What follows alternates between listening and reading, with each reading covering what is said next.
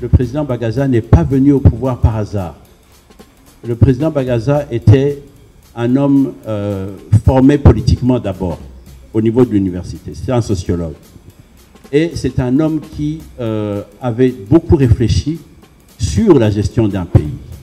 Et des années avant qu'il prenne le pouvoir, il avait enquêté, il avait réfléchi, il avait discuté avec beaucoup de gens dans divers secteurs, de manière à ce que lui ne vienne pas au pouvoir par hasard. Il vient au pouvoir parce qu'il a cherché à prendre ce pouvoir en vue d'initier des choses. Décédé le 4 mai 2016, Jean-Baptiste Bagaza aura dirigé le Burundi pendant 11 ans, de 1976 à 1987. Dans quelles circonstances ce jeune militaire de 30 ans a-t-il accédé au pouvoir? Remontons dans le temps à la naissance de la Deuxième République. Le 1er novembre 1976, le Conseil suprême révolutionnaire dépose Michel Micombero. 8 jours plus tard, le 9 novembre, le même conseil désigne le colonel Bagaza comme président de la République du Burundi. Le natif de Rutovu vient d'accéder alors au pouvoir grâce à un coup d'État que certains, à l'époque, jugent justifié. Bon, le pouvoir de Bagaza, c'est lui qui va être élu parmi ses pairs pour être le président. Il va être acclamé par la population. Bon, parce que le pouvoir de Micombero, s'il faut le dire ainsi, avait démérité. Et pour rappel, bon, on avait connu, bon, on attribue à Micombero, même s'il n'était pas encore le président, il était Premier ministre en 1965, c'était lui qui a assuré la gestion, après la fuite du roi, la gestion de la crise de 1965.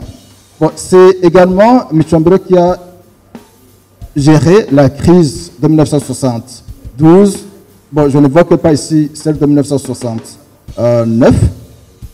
Donc, Bagaza arrive au moment où on avait une société totalement désintégrée.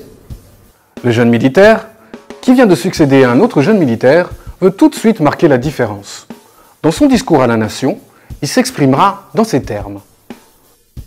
Face à la violation constante de la Constitution de la République, à peine promulguée, face au manque de lucidité devant les problèmes réels du pays, face aux conséquences d'une politique économique incohérente, les forces armées burundaises n'avaient plus d'autre choix. Elles devaient prendre les choses en main. Mais alors, comment va-t-il s'y prendre? Le colonel Bagaza veut d'abord s'entourer de jeunes personnes compétentes. La Deuxième République est une république d'intellectuels, de jeunes cadres, comme on les appelait d'ailleurs, jeunes et dynamiques, qui ont travaillé sur des plans de développement structurés et sur des paramètres d'évaluation réguliers. Ils n'ont jamais travaillé par hasard. À la tête de cette Deuxième République, le jeune président s'attelle à un grand chantier de développement. Il dote le pays d'infrastructures modernes, il abolit le servage. Entre 1976 et 1985, le PIB augmente de presque 4%. Sur cette même période, le taux de scolarisation primaire passe de 10 à 27%. Présenté comme ça, on aurait tendance à penser que Jean-Baptiste Bagaza était un homme irréprochable. Toutefois, la présidence de ce dernier n'était pas exempte d'échecs. Certains lui reprochent sa gestion de la crise ethnique, d'autres vont jusqu'à dénoncer un système de discrimination ethnique mis en place sous sa présidence. On va même jusqu'à parler de fatigue pour expliquer certaines dérives autocratiques. Bagaza est trop fort, mais également trop fatigué. Et il ne voulait plus écouter les conseils, les critiques surtout des uns et des autres. La deuxième faiblesse de son régime, c'est que c'est la question de l'unité nationale. Bagaza n'a jamais pensé...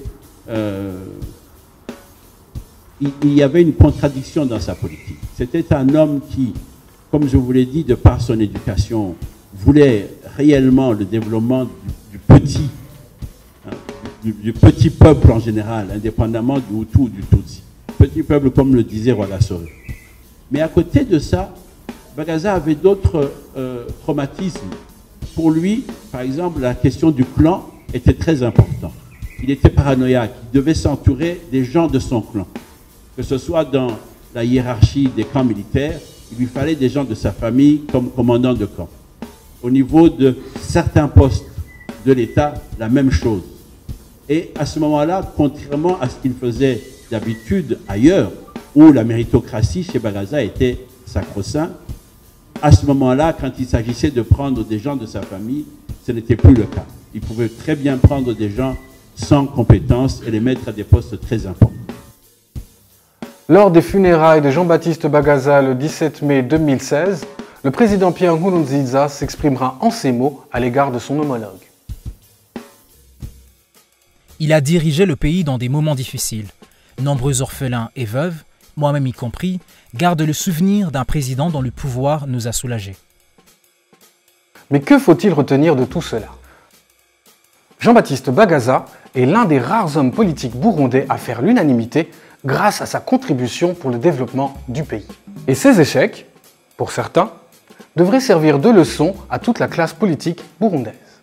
Et cela, c'est peut-être aussi une concertation à faire pour l'avenir, pour se dire que toute personne qui vient au pouvoir a intérêt à ne pas trop durer au pouvoir.